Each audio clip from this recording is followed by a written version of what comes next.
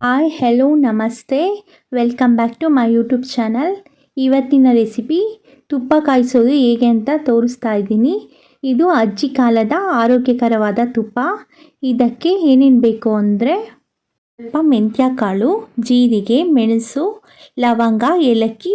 ಇದು ಕಡಿಮೆ ಉರಿಯಲ್ಲಿ ಹುರಿದುಕೊಳ್ಬೇಕು. ನಂತರ ತಣ್ಣಗಾದ ಮೇಲೆ ಕುಟ್ಟಿ ಪುಡಿ ಮಾಡಬೇಕು. ಮಿಕ್ಸಿಯಲ್ಲಿ ರುಬ್ಬೋದಂತೆ, ಆದರೆ ಕಲ್ಲಿನಲ್ಲಿ ಕುಟ್ಟಿ ಪುಡಿ ಮಾಡಿದ್ರೆ ತುಂಬ ರುಚಿಯಾಗಿರುತ್ತಂತೆ. ಮತ್ತು ಕುಟ್ಟೋವಾಗ ಸ್ವಲ್ಪ ಒಣಶುಂಠಿಯನ್ನು ಹಾಕಿ ಕುಟ್ಟಬೇಕಂತೆ. ಇದನ್ನು ಹೇಗೆ ಮಾಡ್ತಾರೆ ಅಂತ ನೋಡ್ಕೊಳ್ಳೋಣ. ಇದು ನಾನು ಮಾಡ್ತಾ ಇಲ್ಲ, ನಮ್ಮಮ್ಮ ಮಾಡ್ತಾ ಇದ್ದಾರೆ ಹಾಗೂ ಹೇಳ್ಕೊಡ್ತಾ ಇದ್ದಾರೆ.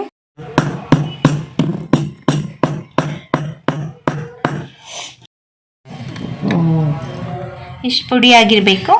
2 kg ಅಲ್ವಾ? 2 kg ಬೆಣ್ಣೆಗೆ ಒಂದು ಸ್ವಲ್ಪ ಅರ್ಧ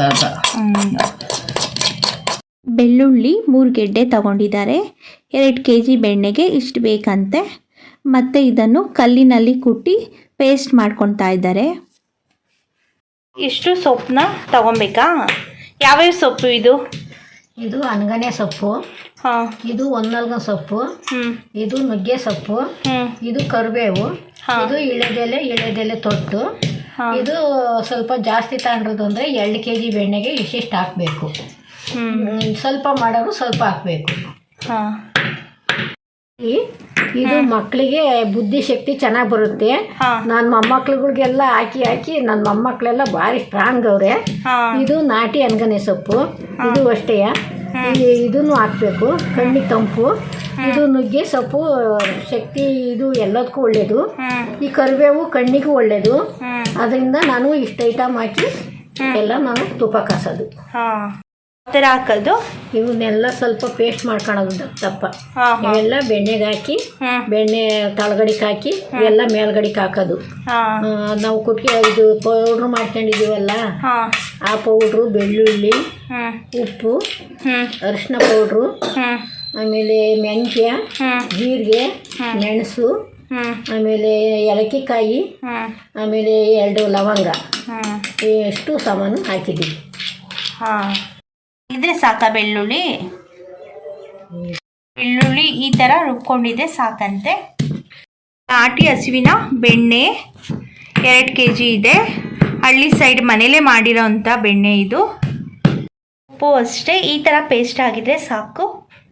ಈಗ ಒಂದು ಪಾತ್ರೆಯಲ್ಲಿ ಬೆಣ್ಣೆನ ಬಿಸಿ ಮಾಡೋಕ್ಕೆ ಇಟ್ಟಿದ್ದಾರೆ.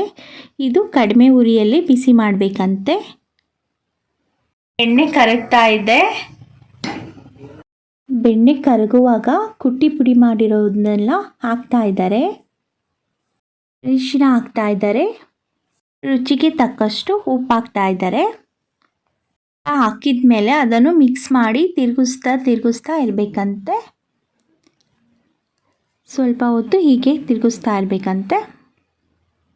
ಈಗಲೇ ಇಷ್ಟು ಘಮ ಘಮ ಅಂತ ಸ್ಮೆಲ್ ಬರ್ತಾ ಇದೆ ತುಪ್ಪ. ಇದಿನ್ನೂ ಆಗಬೇಕು. ಈಗ ತುಪ್ಪ ಆಗಿದೆ. ಸ್ಟವ್ ಆಫ್ ಮಾಡಿ ತಣ್ಣಗಾಗೋಕ್ಕೆ ಇಡಬೇಕಂತೆ. ಈಗ ತಣ್ಣಗಾಗಿದೆ. ಇದನ್ನು ಸೋಸ್ಕೊತಾ ಇದ್ದಾರೆ. ಇದನ್ನು ಗಷ್ಟ ಅಂತಾರೆ. ತುಪ್ಪ ಸೋಸಾದ್ಮೇಲೆ ಕೆಳಗಡೆ ಉಳಿಯುತ್ತಲ್ಲ ಅದನ್ನು. ಇದು ವೇಸ್ಟ್ ಏನಾಗಲ್ಲ. ಇದನ್ನು ರೊಟ್ಟಿಗೆ, ಅನ್ನಕ್ಕೆ ಹಾಕ್ಕೊಂಡು ತಿಂದರೆ ತುಂಬ ಚೆನ್ನಾಗಿರುತ್ತೆ. ಈಗ ತುಪ್ಪ ರೆಡಿಯಾಗಿದೆ. ನಮ್ಮಮ್ಮಗೆ ಅವರ ಅಜ್ಜಿ ತುಪ್ಪ ಕಾಯಿಸೋ ವಿಧಾನ ಹೇಳ್ಕೊಟ್ಟಿರೋದು. ಇದು ಆರೋಗ್ಯಕರವಾದ ತುಪ್ಪ. ಹಾಗೆ ಯಾರೆಲ್ಲ ನನ್ನ ಚಾನಲ್ನ ನೋಡ್ತಾ ಇದ್ದೀರೋ ಸಬ್ಸ್ಕ್ರೈಬ್ ಮಾಡಿ, ಲೈಕ್ ಮಾಡಿ, ಶೇರ್ ಮಾಡಿ. ನೀವು ಒಂದ್ಸಲ ಇದೇ ಥರ ಕಾಯಿಸಿ ನೋಡಿ, ಟೇಸ್ಟ್ ಹೇಗಿರುತ್ತೆ ಅಂತ ಕಮೆಂಟ್ ಮಾಡಿ. Thank you so much.